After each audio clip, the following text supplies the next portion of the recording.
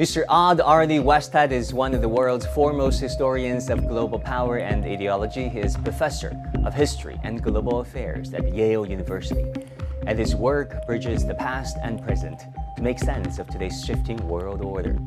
Westad is best known for the global Cold War, Third World Interventions, and the Making of Our Times, a groundbreaking work that redefined the Cold War as a global struggle over ideas and influence, and earned him the prestigious Bancroft Prize. He also focuses on China. His restless empire, China and the world since 1750, traced China's complex relationship with the world over the past 250 years.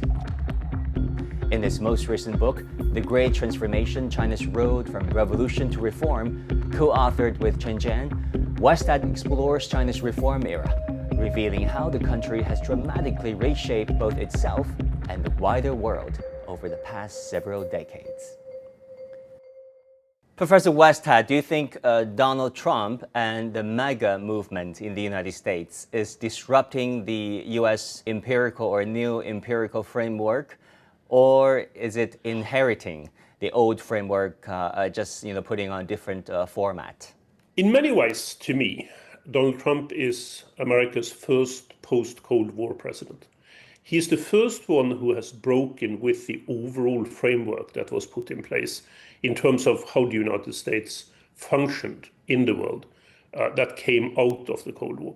I mean, the strange thing about the United States is that when the Cold War came to an end in the early 1990s, very little changed in terms of America's approach to much of the world and how the world worked.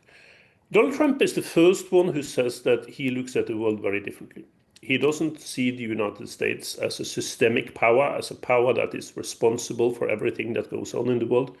He is much more preoccupied with what he sees as America's national interest in a much narrower framework than what has been the case before. And that's the disruption, in a way.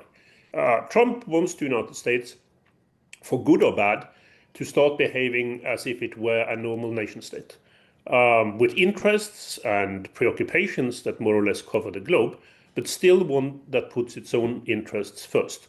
And that, I think, is what is important to understand about him. Whether one likes the figure of President Trump or not, is that that's the fundamental disruption that we are seeing at the moment.